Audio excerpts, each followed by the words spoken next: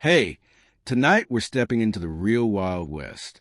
Not the glamorized Hollywood version with noble cowboys and slow-motion duels, but the raw, unforgiving reality where every day was a gamble for survival. Think you're tough enough to handle it? Believe me, there's a reason they called it wild. If you're into stories like this, a quick like or subscribe will go a long way. It really helps more than you know. Also, I love hearing from all of you. Drop a comment telling me where you're tuning in from and what time it is there.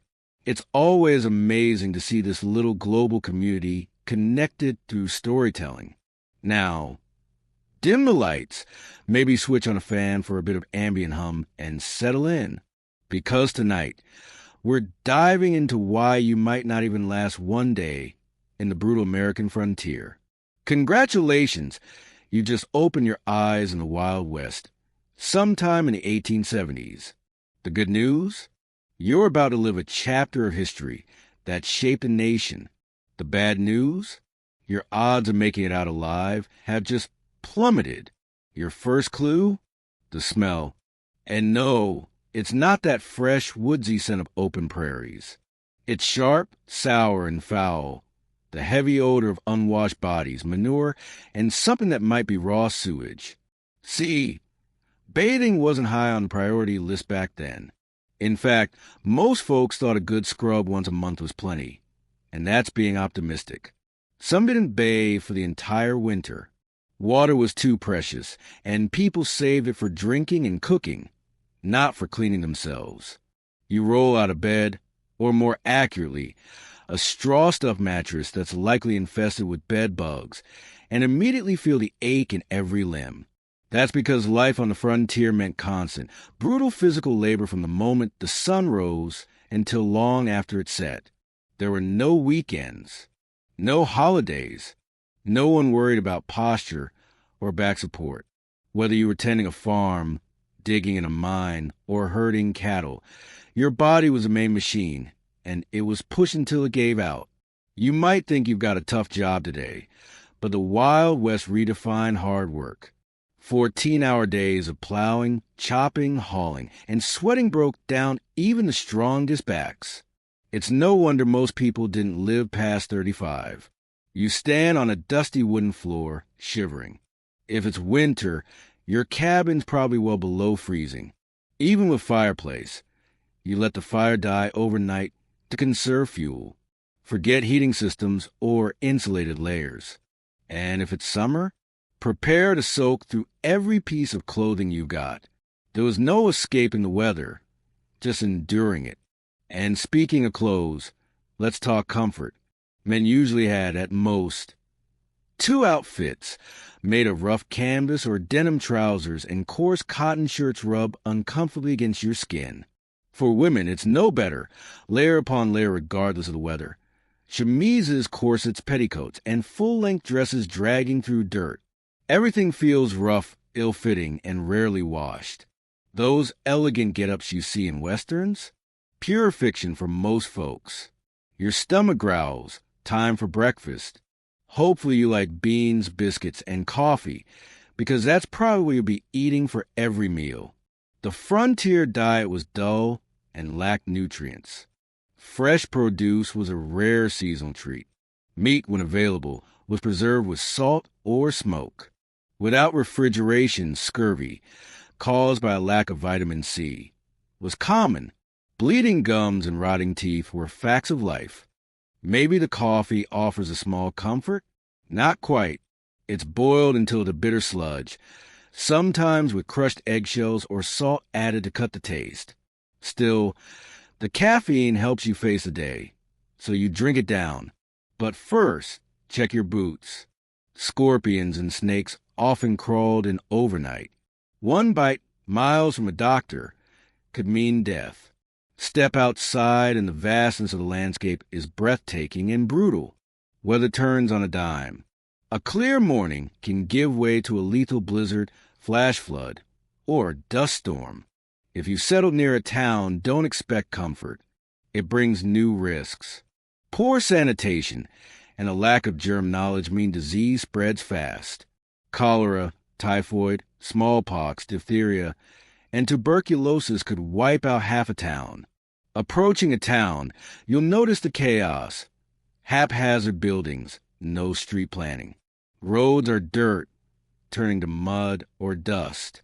And the smell, horse manure everywhere. No sanitation workers here. In some towns, filth piles up knee-deep. Flies swarm and disease follows. You pass the saloon, likely the busiest spot.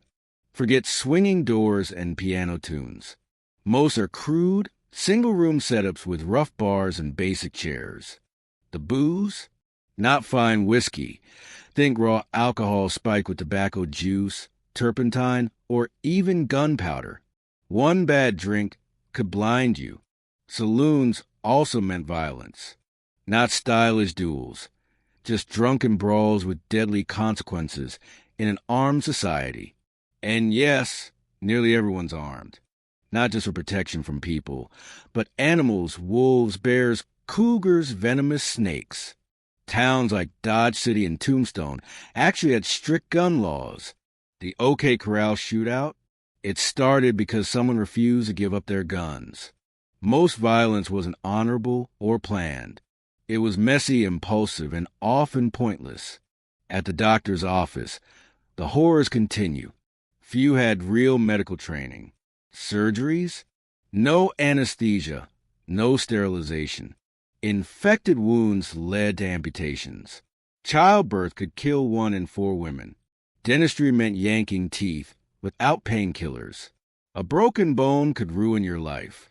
Survival here was sheer luck. Your stomach growls again lunchtime. The local restaurant. Might just be someone's home with a table. Food is the same. Salty meat, mushy vegetables.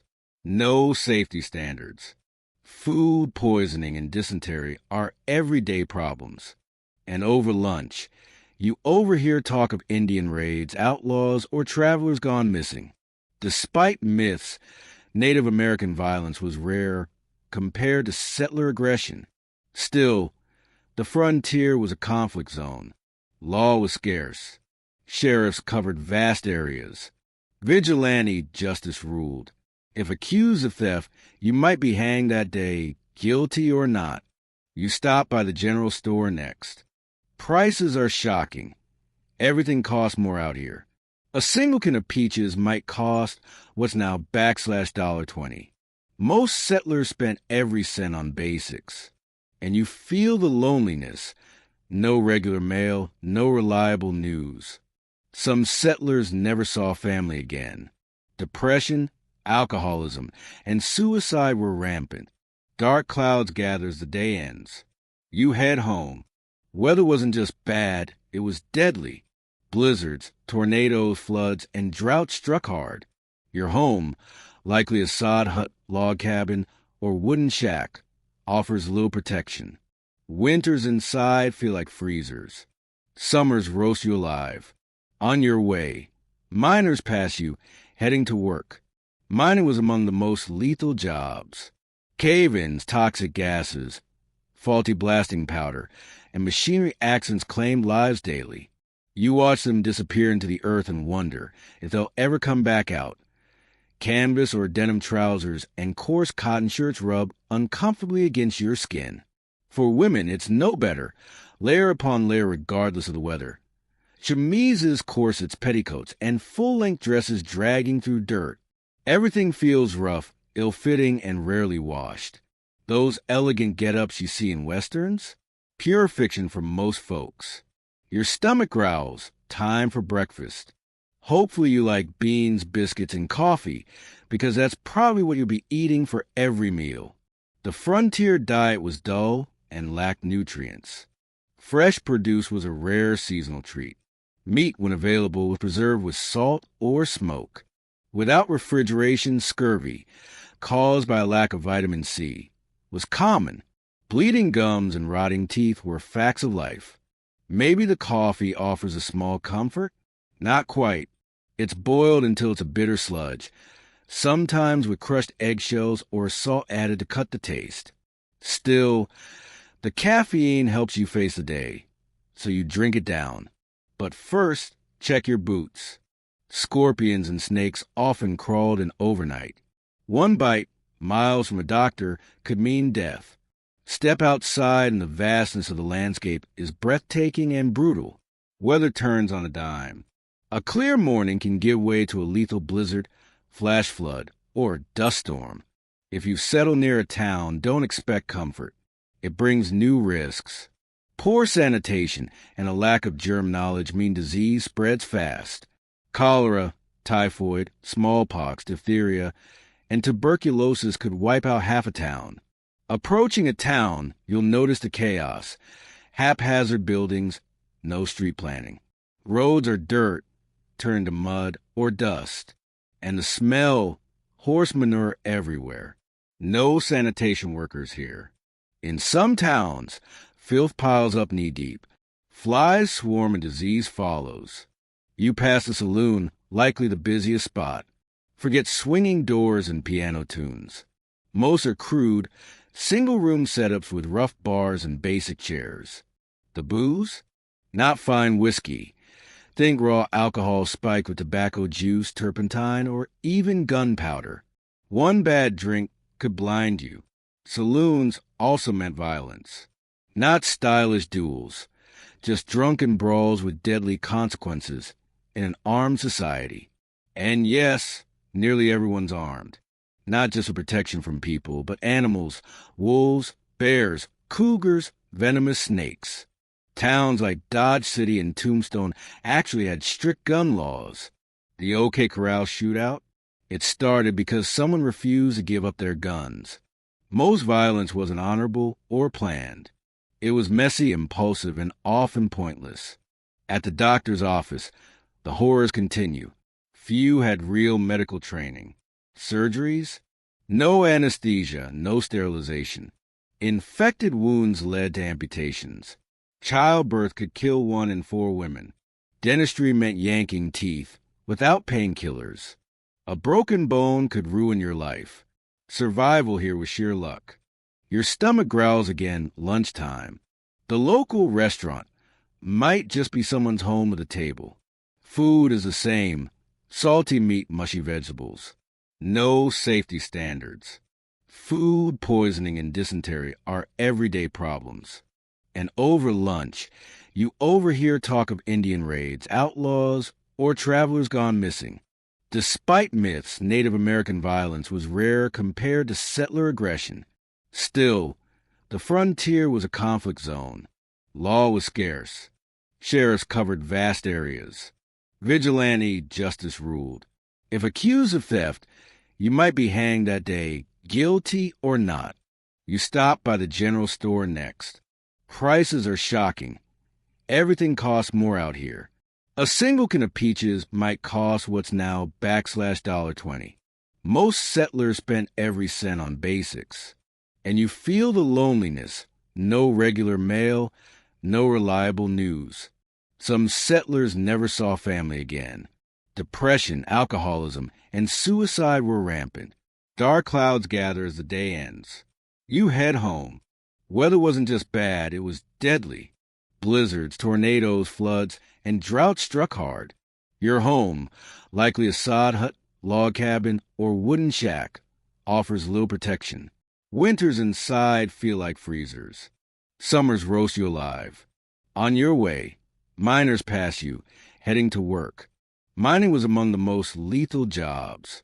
Cave-ins, toxic gases, faulty blasting powder, and machinery accidents claimed lives daily.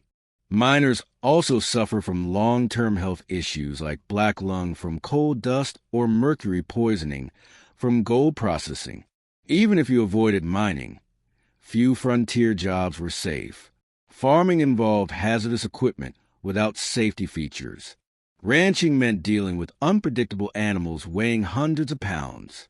Logging had one of the highest death rates of any profession. Whatever your job, your risk of injury or death was drastically higher than today. You make it back to your cabin just as the rain begins to fall. The roof leaks, and you place buckets to catch the water. A rare opportunity to collect drinking water. Clean water was scarce. Many settlers drank from sources shared with animals or for washing, leading to fatal waterborne diseases. As you sit in your leaking cabin listening to the rain, you think about how different reality is from the romanticized Wild West. There were no clear heroes or villains, just people trying to endure impossible conditions. The fact that anyone survived at all speaks to human resilience. Night falls quickly without electricity. You light a candle or oil lamp and use it cautiously. One spark could set everything ablaze, and there's no fire department to call. Many towns burn to the ground at least once. You prepare for bed, exhausted. Your body aches, your stomach is uneasy, and your mind is fried from the constant pressure to stay alive. As you drift into uneasy sleep, you wonder if you'll survive tomorrow or become another forgotten casualty of the American frontier. The wind howls outside, reminding you just how small and fragile humans are against this unforgiving wilderness. If you're lucky, tomorrow brings more of the same, and new dangers yet unknown.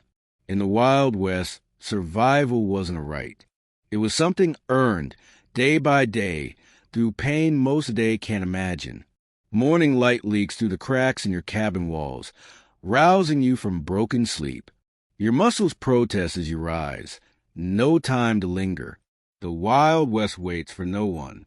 You recall yesterday's harsh lessons and brace for whatever comes next.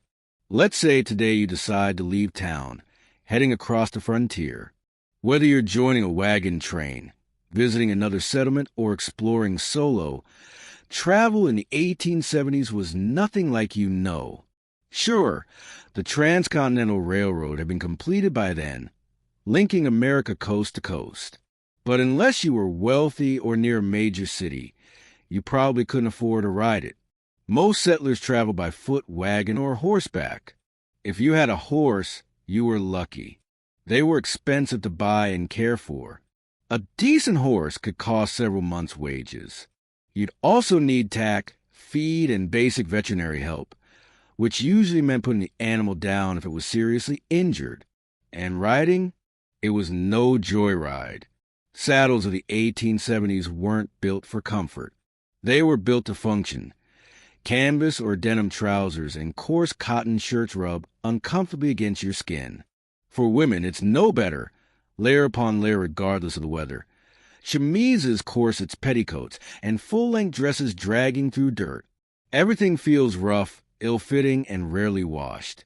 Those elegant get-ups you see in westerns? Pure fiction for most folks. Your stomach growls. Time for breakfast. Hopefully you like beans, biscuits, and coffee, because that's probably what you'll be eating for every meal. The frontier diet was dull and lacked nutrients. Fresh produce was a rare seasonal treat. Meat, when available, was preserved with salt or smoke. Without refrigeration, scurvy, caused by a lack of vitamin C, was common. Bleeding gums and rotting teeth were facts of life. Maybe the coffee offers a small comfort? Not quite. It's boiled until it's a bitter sludge, sometimes with crushed eggshells or salt added to cut the taste. Still, the caffeine helps you face the day, so you drink it down. But first, check your boots. Scorpions and snakes often crawled in overnight. One bite, miles from a doctor, could mean death. Step outside and the vastness of the landscape is breathtaking and brutal. Weather turns on a dime. A clear morning can give way to a lethal blizzard, flash flood, or dust storm. If you've settled near a town, don't expect comfort. It brings new risks. Poor sanitation and a lack of germ knowledge mean disease spreads fast.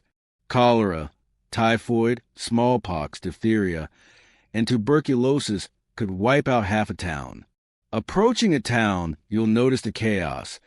Haphazard buildings, no street planning. Roads are dirt, turned to mud or dust. And the smell, horse manure everywhere. No sanitation workers here.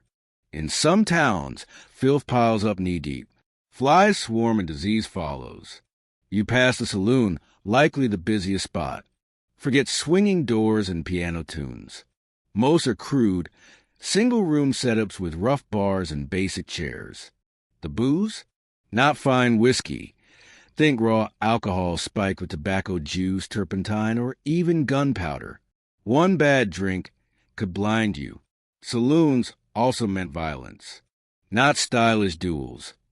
Just drunken brawls with deadly consequences in an armed society. And yes, nearly everyone's armed. Not just for protection from people, but animals, wolves, bears, cougars, venomous snakes. Towns like Dodge City and Tombstone actually had strict gun laws.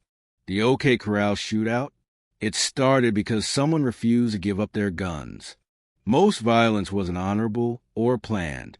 It was messy, impulsive, and often pointless. At the doctor's office, the horrors continue. Few had real medical training. Surgeries? No anesthesia, no sterilization. Infected wounds led to amputations. Childbirth could kill 1 in 4 women. Dentistry meant yanking teeth without painkillers. A broken bone could ruin your life. Survival here was sheer luck. Your stomach growls again lunchtime. The local restaurant might just be someone's home with a table. Food is the same. Salty meat, mushy vegetables. No safety standards. Food poisoning and dysentery are everyday problems. And over lunch, you overhear talk of Indian raids, outlaws, or travelers gone missing. Despite myths, Native American violence was rare compared to settler aggression. Still, the frontier was a conflict zone. Law was scarce. Sheriffs covered vast areas. Vigilante justice ruled. If accused of theft, you might be hanged that day, guilty or not. You stop by the general store next. Prices are shocking. Everything costs more out here. A single can of peaches might cost what's now $1.20. Most settlers spent every cent on basics. And you feel the loneliness. No regular mail, no reliable news. Some settlers never saw family again. Depression, alcoholism, and suicide were rampant. Dark clouds gather as the day ends. You head home. Weather wasn't just bad, it was deadly. Blizzards, tornadoes, floods, and drought struck hard. Your home, likely a sod hut log cabin or wooden shack, offers little protection. Winters inside feel like freezers. Summers roast you alive. On your way, miners pass you, heading to work. Mining was among the most lethal jobs. Cave-ins, toxic gases, faulty blasting powder, and machinery accidents claimed lives daily. Miners also suffered from long-term health issues like black lung from coal dust or mercury poisoning from gold processing. Even if you avoided mining, few frontier jobs were safe. Farming involved hazardous equipment without safety features. Ranching meant dealing with unpredictable animals weighing hundreds of pounds. Logging had one of the highest death rates of any profession. Whatever your job, your risk of injury or death was drastically higher than today. You make it back to your cabin just as the rain begins to fall. The roof leaks, and you place buckets to catch the water, a rare opportunity to collect drinking water. Clean water was scarce. Many settlers drank from sources shared with animals or for washing, leading to fatal waterborne diseases. As you sit in your leaking cabin listening to the rain, you think about how different reality is from the romanticized Wild West. There were no clear heroes or villains, just people trying to endure impossible conditions. The fact that anyone survived at all speaks to human resilience. Night falls quickly without electricity. You light a candle or oil lamp and use it cautiously. One spark could set everything ablaze, and there's no fire department to call. Many towns burn to the ground at least once. You prepare for bed, exhausted. Your body aches, your stomach is uneasy, and your mind is fried from the constant pressure to stay alive. As you drift into uneasy sleep, you wonder if you'll survive tomorrow or become another forgotten casualty of the American frontier. The wind howls outside, reminding you just how small and fragile humans are against this unforgiving wilderness. If you're lucky, tomorrow brings more of the same, and new dangers yet unknown. In the Wild West, survival wasn't a right. It was something earned, day by day, through pain most of the day can't imagine. Morning light leaks through the cracks in your cabin walls, rousing you from broken sleep. Your muscles protest as you rise. No time to linger. The Wild West waits for no one. You recall yesterday's harsh lessons and brace for whatever comes next. Let's say today you decide to leave town, heading across the frontier. Whether you're joining a wagon train, visiting another settlement, or exploring solo, travel in the 1870s was nothing like you know. Sure, the Transcontinental Railroad had been completed by then, linking America coast to coast. But unless you were wealthy or near a major city, you probably couldn't afford to ride it. Most settlers traveled by foot, wagon, or horseback. If you had a horse, you were lucky. They were expensive to buy and care for. A decent horse could cost several months' wages. You'd also need tack, feed, and basic veterinary help, which usually meant putting the animal down if it was seriously injured. And riding? It was no joyride. Saddles of the 1870s weren't built for comfort. They were built to function. Hours in the saddle left even-seasoned riders sore, blistered, and aching. And if your horse spooked at a noise or a snake, which happened often, you could be thrown, possibly breaking bones or worse. Far from any help. No horse? Then you travel by wagon. But forget the cheerful image of families bouncing across scenic plains. Wagon travel was rough. With no suspension except what the wooden wheels allowed, every rock and rut rattled your bones. The endless bouncing made people nauseous, like seasickness on land. Roads, when they existed, were little more than dirt paths worn by earlier travelers. Rain turned them to swamps where wagons bogged down. Dust choked travelers during dry spells. Wagons often broke, with cracked wheels or snapped axles stranding families miles from help. Let's say you're headed west on the Oregon Trail, a 2,000-mile journey that lured hundreds of thousands in the mid-1800s. It was also deadly. 1 in 10 pioneers didn't survive the trip. Some historians say 10 to 15 people died for every mile. That's a grave every few hundred feet. The biggest killer? Disease. Cholera was brutal. A bacterial infection from bad water that caused vomiting and diarrhea, dehydrating victims to death in hours. You could be healthy at breakfast and dead by sundown. Dysentery, typhoid, and fevers also took lives, especially children. Medicine was primitive. Folk cures that did little or even harmed. River crossings were another deadly risk. Wagons weren't boats, but pioneers had to float them anyway. Many capsized, drowning people and animals and ruining supplies. Rivers like the Platte, Columbia, and Snake claimed many lives. Despite myths, Native American attacks were rare.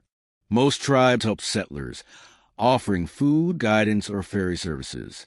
More people died from being run over by wagons, kicked by oxen, or shooting accidents, often from mishandling unfamiliar firearms. The journey shattered families. Parents buried children. Spouses died. There was no time to mourn.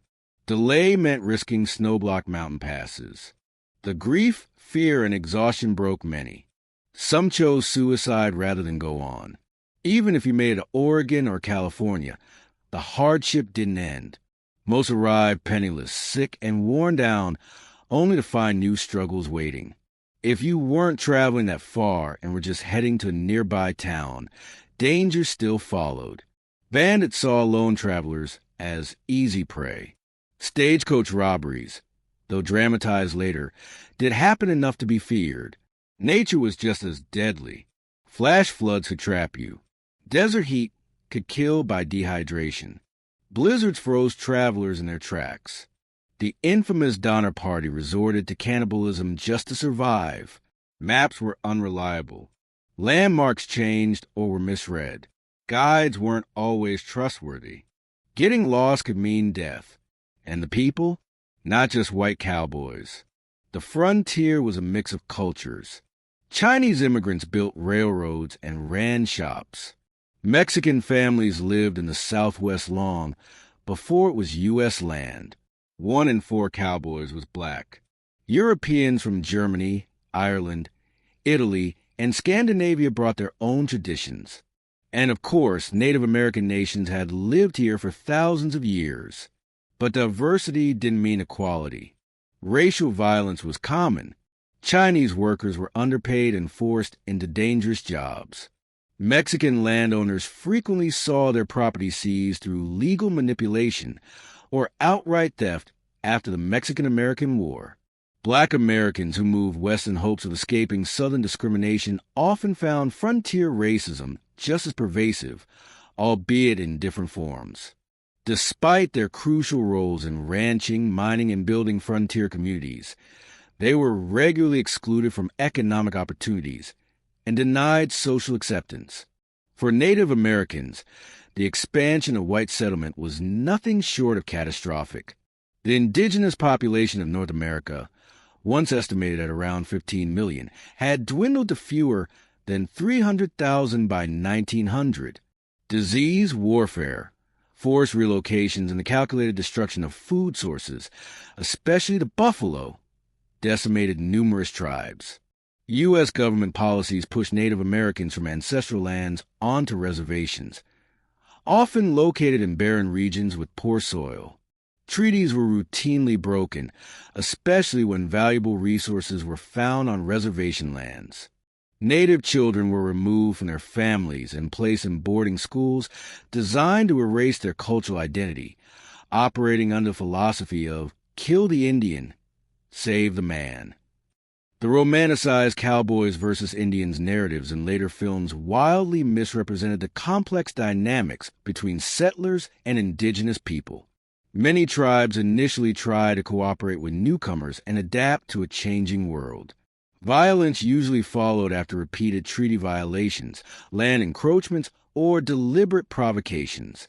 As you continue your journey, you consider another often misrepresented group: women on the frontier.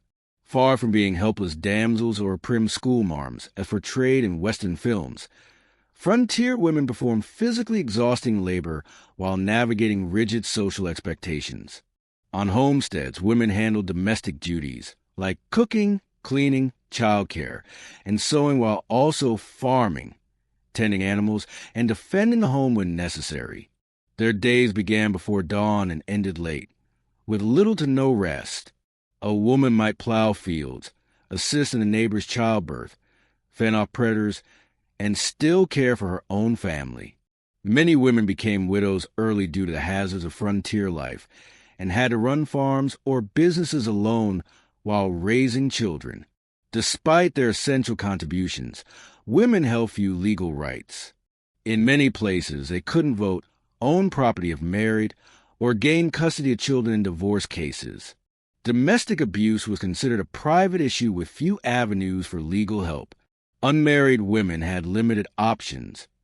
Teaching was one of the few respectable jobs, though they earned far less than men and were often expected to resign upon marriage. Some women achieved economic independence by running boarding houses, nursing, or opening millinery and dressmaking businesses. Then there were the soiled doves, prostitutes who worked in brothels and saloons. While later legends romanticize them, their lives were often bleak. Many entered sex work out of desperation after being widowed or abandoned. They faced routine abuse, addiction, and disease. Even successful sex workers faced social exclusion and struggled to leave the profession. Still, some women found more freedom on the frontier than back east. The scarcity of women meant they had more marriage prospects and occasionally better treatment, as towns sought to attract and retain female residents. A few territories, such as Wyoming and Utah, granted women voting rights decades before the 19th Amendment in recognition of their importance in building frontier life. As the day progresses, you may wonder about law enforcement in this supposedly lawless land. The reality was nuanced and varied by location. Major towns had organized law enforcement, but vast rural areas often had little or none. County sheriffs, elected by residents, were tasked with keeping order across massive territories, sometimes thousands of square miles. Routine patrols were impossible, so sheriffs often deputized civilians in emergencies, forming posses to hunt criminals or respond to violence. Within town limits, marshals handled law enforcement. Larger towns might have a few deputies, but these jobs were dangerous and low-paying. They attracted both committed public servants and those drawn to the power of the badge. Some renowned lawmen, like Wyatt Earp, moved between legitimate policing and questionable ventures. Federal marshals had authority across states and territories, but were few in number, typically focusing on serious crimes like counterfeiting, mail robbery, or interstate offenses. The mythic U.S. Marshals who tamed wild towns single-handedly were mostly fictional. In remote areas, justice was often dispensed through informal means. Communities sometimes relied on vigilante groups when official forces were absent or ineffective. While such groups occasionally kept peace, they could also become vehicles for bias, revenge, or outright mob violence. The iconic image of the quick-draw duel was largely a cinematic invention. Most violence was impulsive, mundane, and frequently fueled by alcohol. Bar brawls turned deadly, domestic abuse incidents, and other tragedies of everyday life. Disputes over land or livestock were far more frequent than the dramatic duels romanticized in popular fiction. Justice, by modern standards, was brutal. Hanging was the usual punishment for crimes like murder, rape, and sometimes even theft, especially of horses or cattle. Though jails did exist, they were crude structures with poor sanitation, overcrowding, and high death rates from disease and violence. Many communities opted for swift executions rather than bear the cost of detaining offenders. As the sun dips below the horizon, you begin searching for a place to rest. If fortune favors you, a small town might offer a hotel or boarding house. But don't expect comfort. Lodging was sparse and uncomfortable. A typical room included a rough bed likely crawling with bed bugs, a pitcher and basin for washing, and maybe a wobbly chair.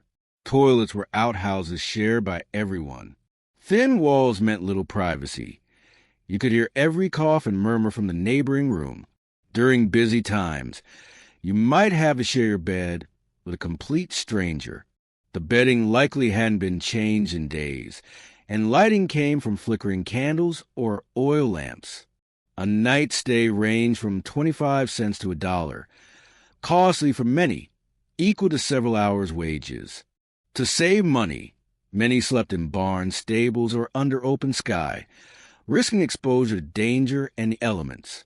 If traveling in more remote areas, camping out was the only option. This meant finding firewood, cooking a meager meal, and sleeping on the bare ground, exposed to wild animals and unpredictable weather. Native tribes, military scouts, and seasoned travelers developed techniques for safe wilderness camping. But inexperienced settlers often made mistakes with deadly consequences. Managing a fire properly could mean the difference between warmth and survival, or starting a fire that destroyed entire prairies. An undersized fire, on the other hand, could result in hypothermia. Campfire meals required know-how unfamiliar to most modern people. Food was often burned on the outside and raw inside. As night falls completely, the eerie sound of the wild close in coyotes howling, strange bird calls, the wind sifting through grass or trees. For people used to city lights and background noise, the deep dark and wilderness sound sparked unease. Many frontier travelers couldn't sleep well, not only because of the cold ground, but due to constant fear. Though native attacks were rare, they often came at dawn, when campers were most vulnerable. Wild predators like bears or wolves prowled for food, and venomous creatures like snakes or scorpions sometimes crawled into bedrolls for warmth. Even when no physical threat materialized, the psychological toll of remaining alert was immense. Personal accounts from the time often mention exhaustion, not only from labor, but from the anxiety of sleeping exposed. Today's people, used to locks and streetlights, would find such sleeping conditions terrifying. As you close your eyes, your mind replays the day's hardships. The Wild West was nothing like the clean-cut legends later spread in novels or films. It was brutal, tiring, and unsafe in ways that modern people can hardly imagine. Skills like navigating without maps, fixing wagons, or using weapons safely were essential and took years to learn. One wrong decision could be fatal. The night deepens and nature's sounds grow louder. If you're lucky, morning will come and you'll continue your journey. Or perhaps you will vanish along the trail, another nameless death in the harsh saga of westward migration. The Wild West was merciless and offered no do-overs.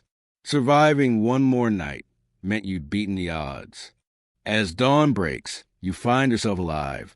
No small feat, your joints ache. Your muscles are stiff, but you're still here. What comes next? Maybe today you'll test your fate in a mining town, drawn by stories of sudden riches. You've heard tales of the California gold rush, Nevada's silver strikes, and Colorado's boomtowns.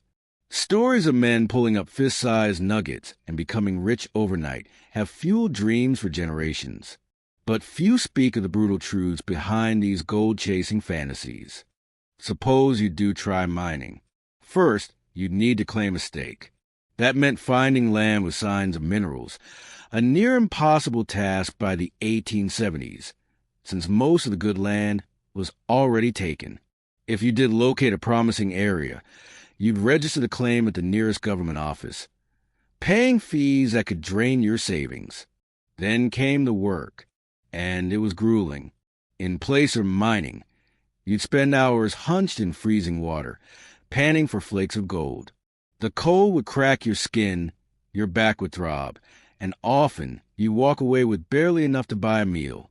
If you pursued hard rock mining, digging shafts into mountains for buried veins, the risks increased dramatically. Miners worked without safety gear or proper support, and cave-ins were routine. Collapsing walls crushed men alive. Poor ventilation filled tunnels with poisonous gases like carbon monoxide, killing without warning. Explosives used to blast rock, frequently misfired, blinding or maiming miners in an instant. The nonstop noise of blasting left many dead for life. Even if you avoided disasters, long-term exposure led to slow deaths. Inhaling rock dust caused silicosis, a lung disease that choked victims over time. Mercury, used to separate gold, damaged nerves and minds. Lead and copper miners absorbed heavy metals that ravaged their bodies. Mine owners enforced no-real safety standards, and injured workers were simply discarded. No benefits, no compensation, just ruin. Healthcare was basic and often useless. An accident usually meant lifelong poverty. And what did all this suffering earn you? Almost nothing. The myth of the lucky prospector was just that, a myth. By the 1870s, most miners worked for companies, earning a few dollars a day for 12-hour shifts. Ironically, those selling supplies, saloon owners, merchants, and sex workers often made more money than the men breaking rocks. Mining towns were wild, volatile places, populated mostly by single men with no families or laws to rein them in. Violence was rampant. Alcohol flowed freely in brawls. Stabbings and shootings were part of daily life. Sanitation was terrible. Waste and trash lined the streets, and water supplies were often contaminated. Epidemics of cholera, dysentery, and typhoid swept through town after town. In summer, the smell was unbearable, and flies carried disease from filth to food. If you did find gold, turning it into cash posed its own dangers. Many mining towns lacked banks. Miners carried gold dust or ore themselves, becoming targets for theft. Some saloons or general stores bought gold, but paid far less than it was worth, taking advantage of desperate workers. Even when banks were present, they were barely regulated. Bank failures were frequent, and savings could vanish overnight. Some so-called bankers were outright con artists, vanishing with everyone's money. Currency was chaotic. Without a national standard, banks printed their own bills, and their value fluctuated wildly depending on where you tried to use them. The bank's reputation meant little. Counterfeit bills circulated freely, and even seasoned merchants were regularly fooled by convincing fakes. The safest currency was gold or silver coin, but carrying it made you a walking target. Maybe, after weighing the hazards and heartbreak of mining, you decide ranching seems like a smarter choice. In the 1870s, cattle ranching was booming. Demand for beef in the growing cities back east promised good money on the frontier. Surely this venture would be safer, maybe even healthier. While it spared you the respiratory horrors of mining, ranching brought its own set of hardships. To start, it wasn't cheap. You need to invest heavily: land, cattle, tools, fencing, buildings. Many took out crushing loans, gambling on rain and market prices. Nature rarely cooperated. Drought scorched grasslands and emptied rivers. Entire herds could starve or be sold off at rock-bottom prices. Winters weren't kinder. The Great Die-Up of 1886 to 87 saw up to 90% of northern cattle freeze or starve in brutal storms. And if weather didn't get them, disease might. Texas fever, anthrax, and other outbreaks had no cures. Predators, wolves, cougars, picked off calves. Poisonous plants, deep mud, broken bones, and accidents steadily thinned your herd. The legendary cattle drives were no romantic adventures. Moving 1,000 steers hundreds of miles to a railhead meant weeks of backbreaking danger. Cowboys, rarely heroic loners, mostly teenage boys from poor or marginalized backgrounds, earned about $30 a month. Many were black, Mexican, or mixed-race men excluded from other work. They rode long days and short nights, snatching sleep in saddle. River crossings could drown dozens. Stampedes, sparked by thunder or a snapping twig, turned tons of panicked flesh into deadly chaos. Cowboys crushed in the rush died anonymously, buried on the trail. Their food? Salt pork, beans, biscuits. Medical care? Whatever the cook knew. Cuts got infected. Bones went unset. Many died far from home, unmarked and forgotten. Okay, so maybe ranching's not it. How about farming? Surely growing food, life's most basic act, will be less deadly? The Homestead Act of 1862 offered 160 acres to anyone willing to settle and improve the land for 5 years. It sounded like a dream: own land, build a life. But reality hit hard. In much of the West, 160 acres wasn't enough. The soil was dry, rainfall sparse. Eastern farming techniques failed here. Many had no experience with dry farming at all. First, you built shelter, usually a sod house made by stacking blocks of prairie grass and dirt. These soddies leaked in the rain, swarmed with insects, and sometimes collapsed. Then came breaking the land. Prairie sod was tough, roots centuries old. With poor tools, it could take over a year just to prepare a few acres. Every step was a fight. Droughts wilted crops. Rains flooded fields. Early frosts killed harvests overnight. Grasshoppers arrived in biblical numbers, eating everything, sometimes even wooden tools. Disease hit families hard. With no hired help or nearby neighbors, illness during planting or harvest could mean starvation. Women worked fields late into pregnancy or days after childbirth. There was no choice. Accidents were common. Tools broke and maimed. Livestock panicked and crushed handlers. Some suffocated in grain silos. Others were buried under collapsed barns. Isolation was its own killer. Neighbors were miles away. Women went months without seeing anyone outside their household. Depression and prairie madness drove some to abandon their farms. Or worse, even successful harvests didn't guarantee survival. Getting crops to market was costly and slow. Without refrigeration, food had to be preserved or sold fast. Railroad and shipping companies kept prices low and transport fees high, squeezing farmers between costs and debts. By the 1870s, another path was rising: wage work in frontier towns and industries. Maybe working for someone else would be safer than staking everything on land or livestock. Wage labor spared you some physical risks but came with brutal terms. Safety regulations didn't exist. Factory workers lost limbs to exposed machinery. Builders fell from rooftops with no protection. Railroad work was a meat grinder.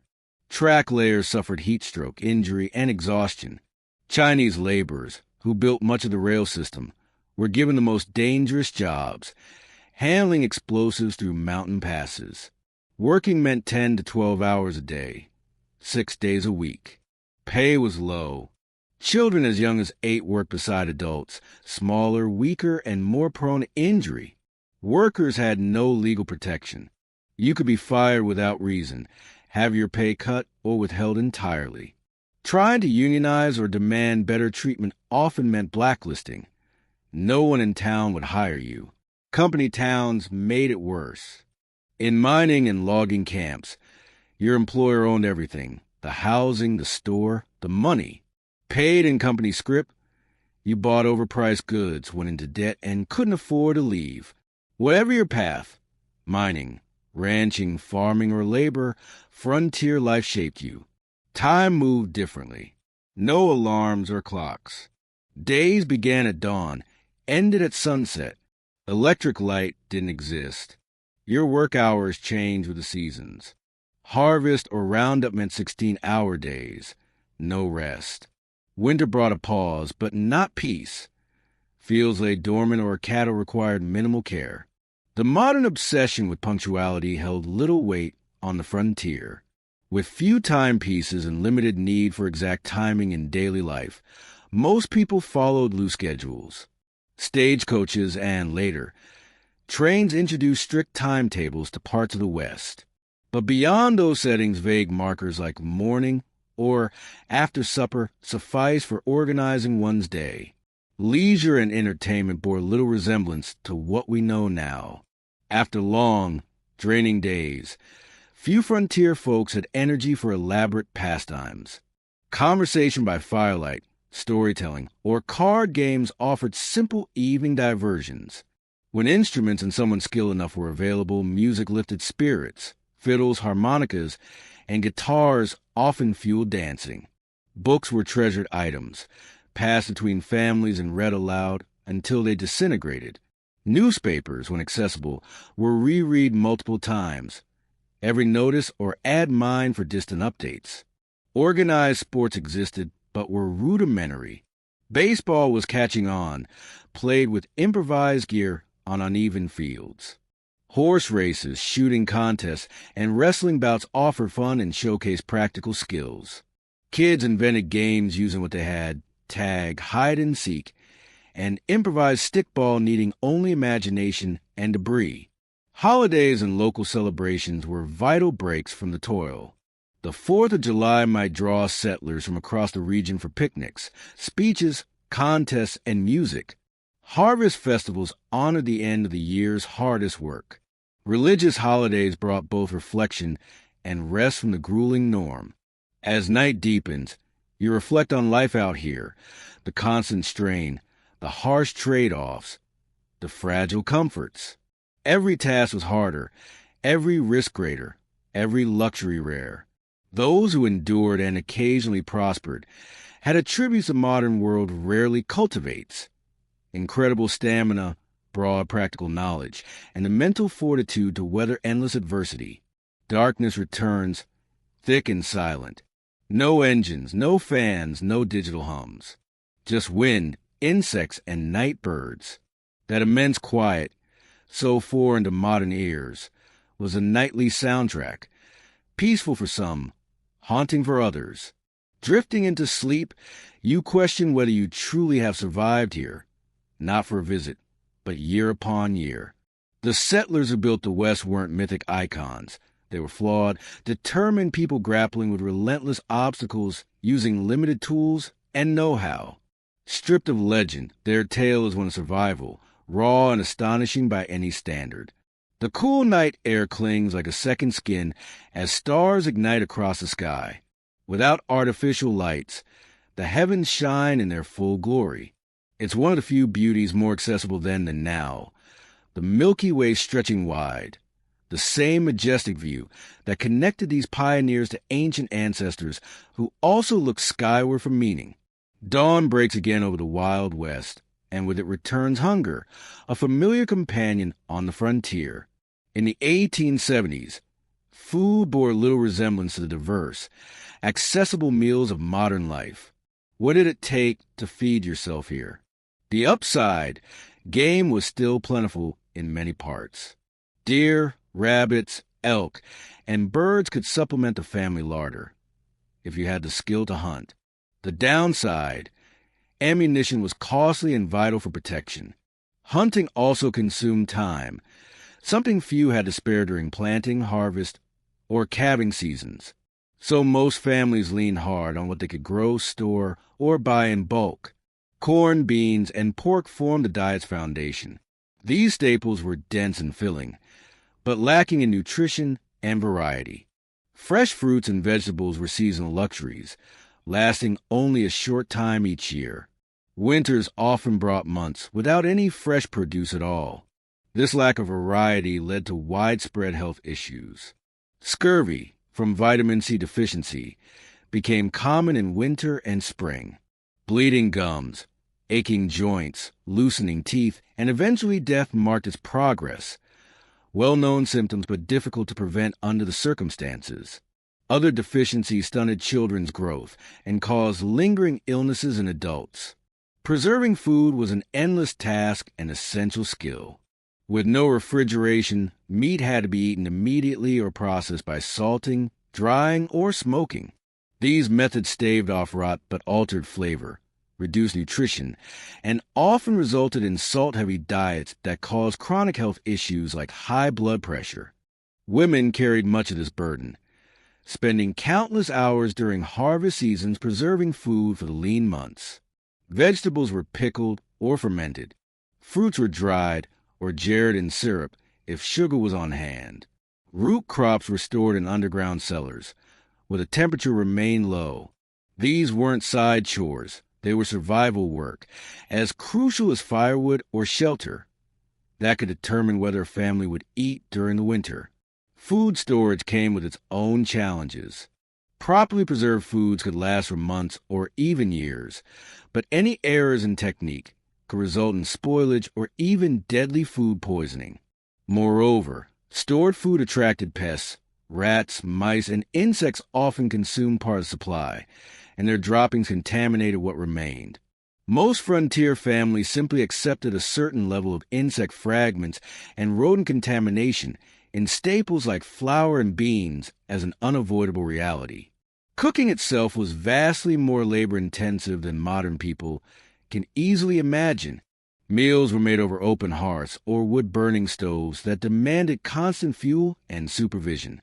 In treeless prairie regions, women and children often spent hours collecting buffalo chips, dried manure, or twisted grass for fuel. Water had to be hauled in from wells or streams, often hundreds of pounds daily, for cooking, drinking, and cleaning. Despite these efforts, meals were typically bland and repetitive. Spices were costly luxuries used sparingly if available at all. Sugar and coffee were rare treats, hoarded for special occasions. Fresh milk was accessible only if a family owned a cow, and only when the cow was lactating. Most frontier children grew up eating diets that would horrify modern nutritionists. Monotonous, nutrient-poor, but calorie-dense enough to sustain hard labor. Interestingly, obesity was virtually non-existent on the frontier. Limited food, scarce sugar, and relentless physical labor kept people lean. But leanness didn't mean good health. Many settlers suffer from malnutrition despite meeting basic calorie needs. Beyond food, raising children on the frontier posed distinct hardships. Had you been born in the Wild West instead of merely visiting, your childhood would have looked nothing like today's. The concept of childhood itself was different in the 19th century. Children as young as 6 or 7 were expected to contribute real labor to the household. This wasn't just character building. It was essential for the family's survival. Youngsters gathered eggs, herded animals, fetched water, harvested crops, and cared for younger siblings. By the age of 10 or 12, most children worked at near-adult capacity. Boys followed their fathers into fields and workshops, learning by doing. Girls assisted mothers in mastering domestic skills, not just cleaning, but making essentials like clothing, candles, preserved foods, and even soap. This early transition to adulthood extended to other aspects of life. Children were not shielded from harsh realities. They witnessed births, deaths, animal slaughter, and even violent disputes within their communities. Adaptation, not protection, was the norm. Education, as we understand it today, was minimal and inconsistent. In established towns, schools might run only in winter when there was less farm work. One teacher, often with limited education themselves, taught students from age 5 to 17 in a single room. Schoolhouses were poorly insulated, freezing in winter, stifling in summer. Supplies were scarce. Shared textbooks, reusable slates, and paper so precious it was used sparingly. Discipline was strict, with corporal punishment the standard.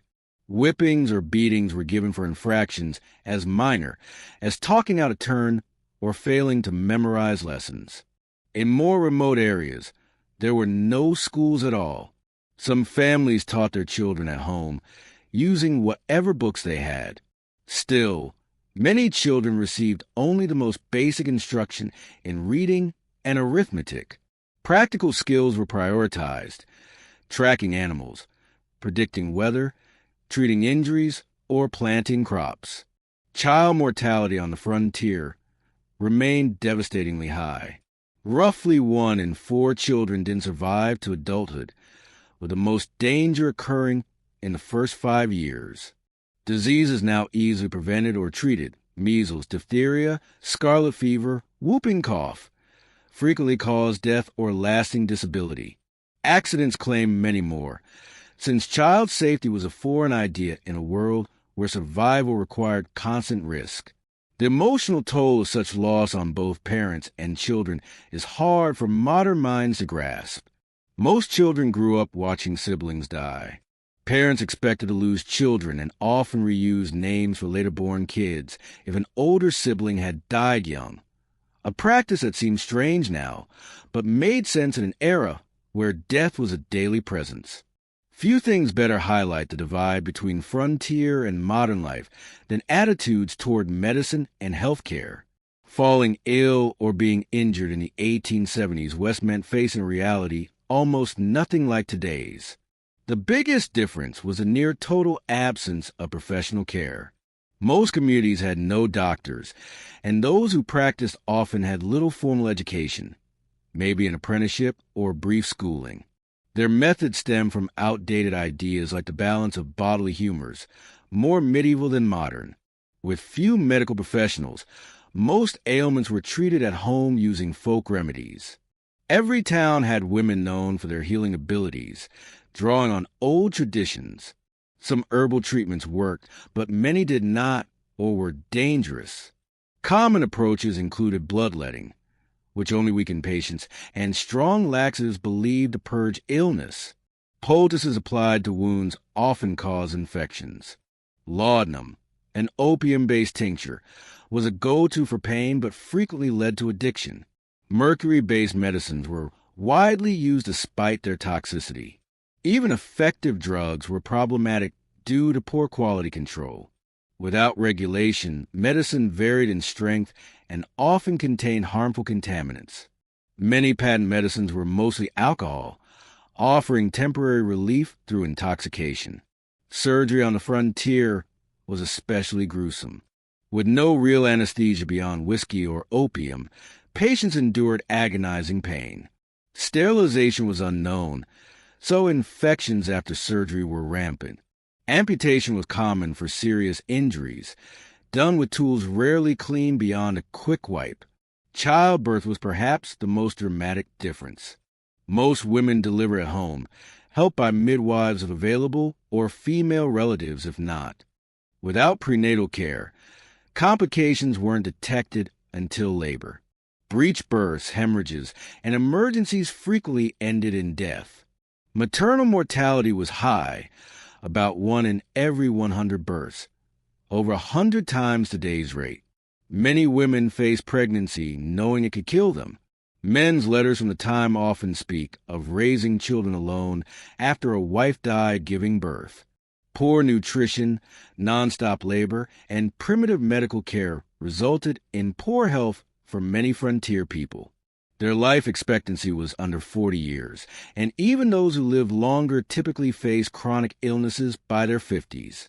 Beyond these physical challenges, the psychological burden of isolation shaped frontier life in ways difficult for modern people to imagine. Today's world of instant communication didn't exist. Letters could take weeks or months to arrive, if at all. News traveled slowly, often altered by word of mouth. This created a narrow worldview focused on local concerns rather than distant events. Isolation was especially hard on women from more settled places. Used to networks of family and friends, they could go days without adult conversation as husbands traveled. Their journals frequently described deep loneliness and the emotional toll of isolation. Some suffered what was then called prairie madness, a mix of depression, anxiety, and occasionally psychosis brought on by hard conditions and social disconnection. A few turned violent, took their own lives, or simply fled back east. Even in towns, social contact was limited. Visiting neighbors might mean a long trip on foot or horseback, difficult when time and energy were scarce. Organized gatherings were rare, centered on church, seasonal events, or work-related get-togethers like harvests and barn raisings. Churches played an outsized role in community life. Beyond faith, they served as meeting places, schools, and support networks. Even non-religious people often took part just to stay socially connected. Ministers and lay preachers often acted as teachers, mediators, and community leaders. Founding institutions like churches and schools mark a shift from temporary camps to lasting settlements. These efforts helped turn trade posts into towns with shared purpose and identity.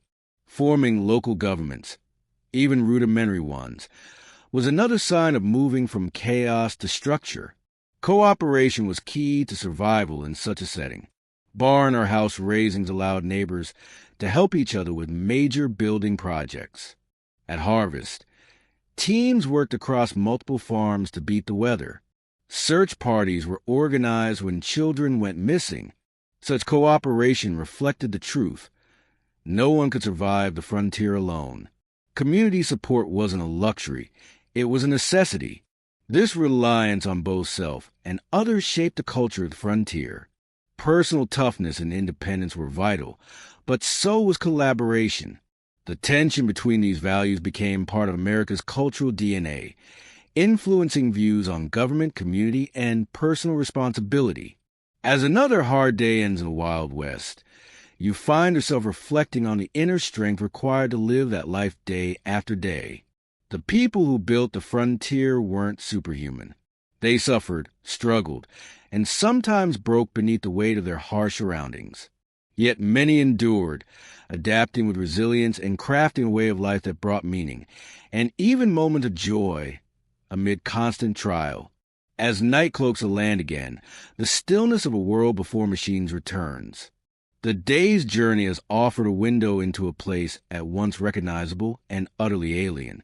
A world where survival meant relentless alertness, where ease was rare and luxury almost unheard of, where death walked beside the living, not as a distant fear, but a daily fact. As sleep nears, thoughts linger on the people who either chose or were forced into this way of life. What drew them westward? What carried them through storms, hunger, disease, and sorrow? What might they say of the world their toil made possible? A world overflowing with security and abundance, far beyond anything they could imagine. built atop the ground they cleared and the hardships they endured. Our modern lives are shaped by their labor. Questions accompany you into dreams.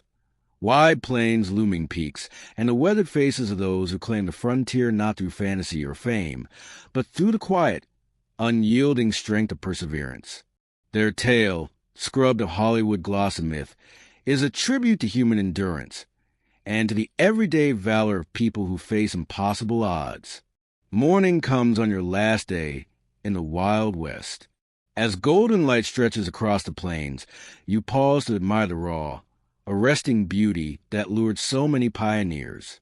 Despite every peril, the frontier possessed a fierce grandeur, endless grasslands rolling like sea swells, mountains slicing the sky, canyons gouged deep into the earth. This part, at least, wasn't invented by movies. Still, the connection to nature then was unlike today's views. Settlers saw wilderness less as sacred and more as a thing to tame and exploit.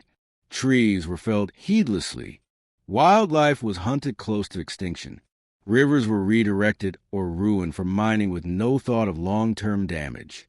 The best-known casualty of this attitude was the near eradication of the bison. In the 1700s, up to 60 million roamed North America. By 1884, fewer than 1,000 remained. This wasn't only about hides or meat. It was strategic. U.S. policy encouraged the slaughter to cut off Plains tribes from their core resource, forcing surrender and confinement. General Philip Sheridan, a key figure in these wars, allegedly said, "Let them kill, skin, and sell until the buffalo is gone. That is the only path to peace and progress." Whether or not these were his exact words, they embodied government thinking. The buffalo slaughter was a form of environmental warfare meant to dismantle indigenous life. For Native Americans, westward expansion meant more than losing land. It shattered economies, spiritual traditions, and identities deeply rooted in specific places. Though early contact sometimes involved mutual trade, by the 1870s, tribes were given few choices: confinement, resistance, or forced assimilation. The reservation system imposed cultural erasure. Native children were taken from homes and sent to boarding schools aimed at destroying their heritage. Captain Richard H. Pratt, founder of the Carlisle Indian Industrial School, summed up the philosophy: kill the Indian, save the man. These children had their hair cut, their languages banned, their faiths forbidden. The trauma of these policies ripples into the present. Armed resistance usually ended in tragic defeat, though some groups held out longer. The Battle of the Little Bighorn in 1876 saw Lakota, Northern Cheyenne, and Arapaho warriors rout Lieutenant Colonel Custer's troops, a rare but fleeting victory. Retaliation was swift and vicious, with campaigns targeting entire villages, including non-combatants. The tragedy deepens when we remember these nations had advanced farming methods, intricate political systems, and rich cultural legacies that settlers might have learned from. But differences in land philosophy proved a deep divide. Many native people viewed land as communal, something to live with, not possess, making treaties and property sales deeply flawed. Cultural clashes weren't limited to Native Americans and white settlers. The West was astonishingly diverse, drawing people from around the world with different faiths, customs, and skills. This mixture brought both innovation and tension in regions starved of resources and structure. Chinese laborers, critical in building the Transcontinental Railroad and advancing mining, suffered intense discrimination. The Chinese Exclusion Act of 1882, the first major U.S. law to ban immigration by nationality, emerged from decades of anti-Chinese hatred festering in Western settlements. Chinese workers were often violently expelled from rich claims and towns. They suffered, struggled, and sometimes broke under the relentless pressure of their environment.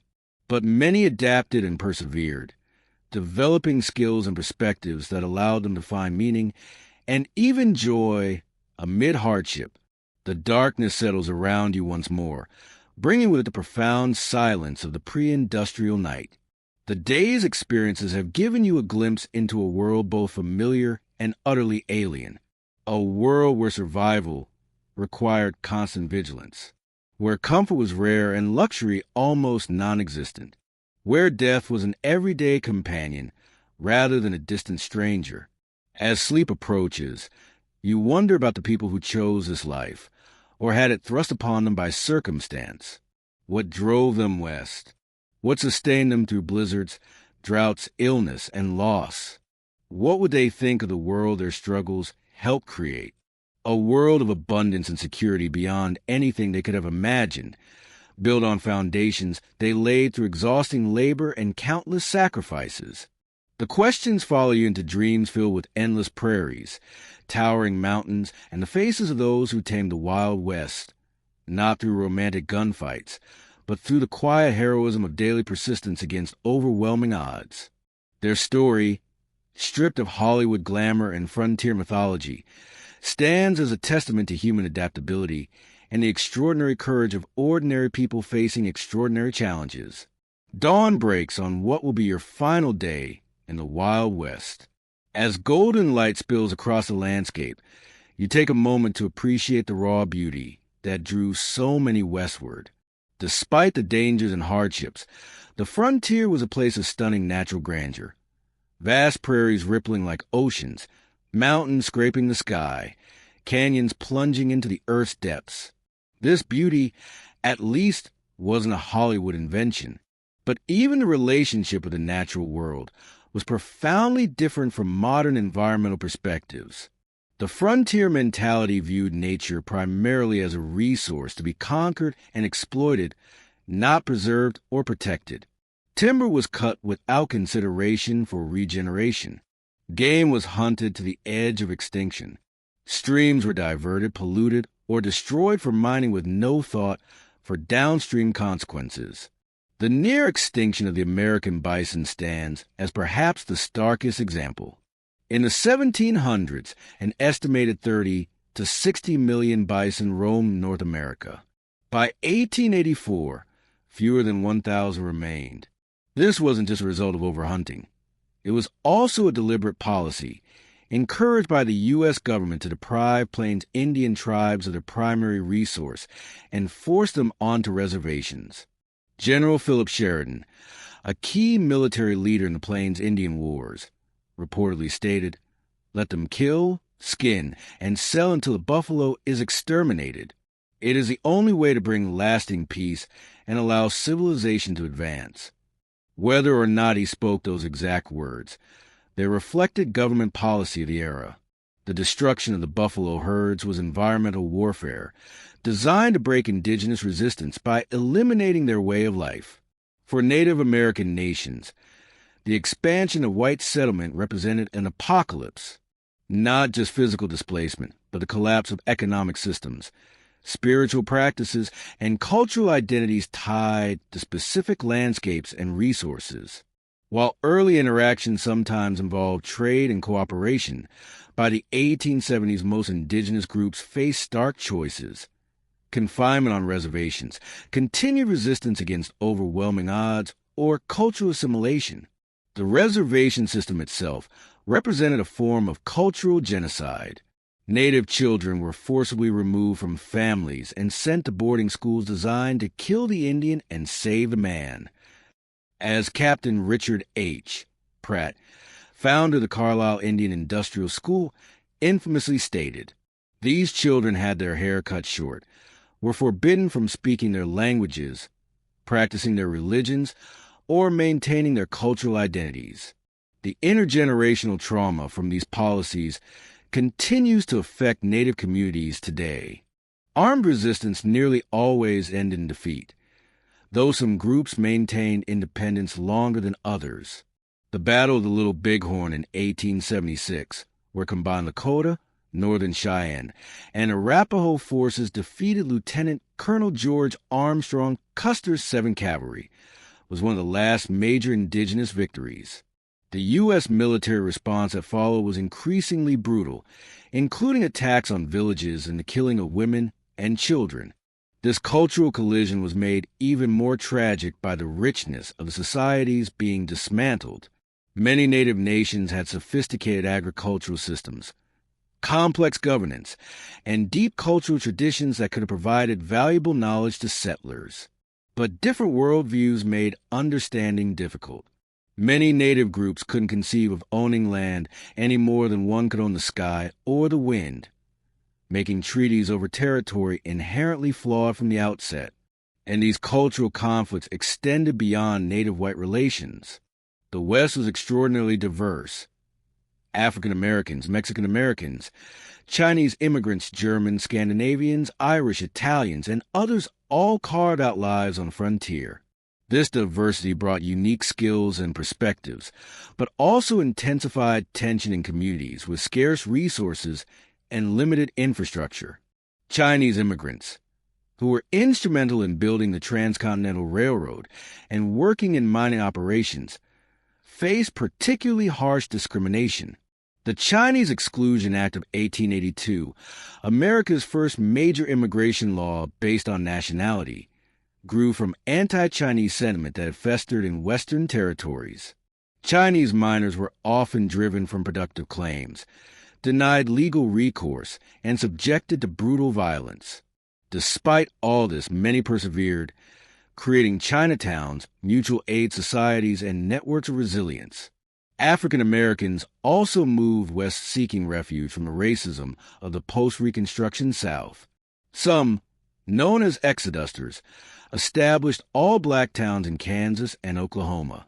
Others joined the U.S. Army as Buffalo Soldiers, stationed throughout the West to enforce frontier expansion, an irony not lost on those ordered to subjugate native peoples. Mexican Americans, many of whom had lived in the Southwest for generations, suddenly found themselves second-class citizens after the U.S. annexation of former Mexican territory. They faced legal battles over land, economic displacement, and social discrimination, resisting both in court and, occasionally, through guerrilla tactics. By the late 1800s, the myth of the Wild West was already taking shape, just as the actual frontier began to disappear. Dime novels and Wild West shows romanticize a violent, chaotic, heroic past. Figures like Wyatt Earp, Wild Bill Hickok, and Annie Oakley were transformed into larger-than-life legends. This image of the West, one of freedom, rugged masculinity, and manifest destiny, became central to American identity. But the reality was far messier. It was about families scraping by on subsistence farms.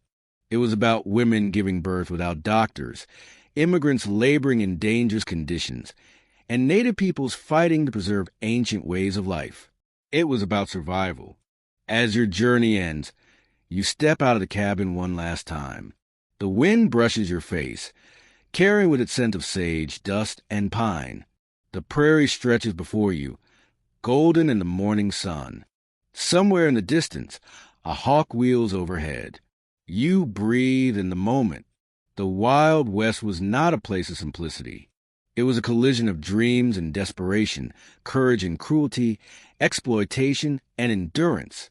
And while the legends may obscure it, the truth of what happened here is far more human and far more meaningful. As you return to the modern world, you carry not just memories of hardship, but a renewed respect for the extraordinary strength it took to build a life in this land. And perhaps, in that echoing silence between past and present, you hear something else, a whisper of resilience,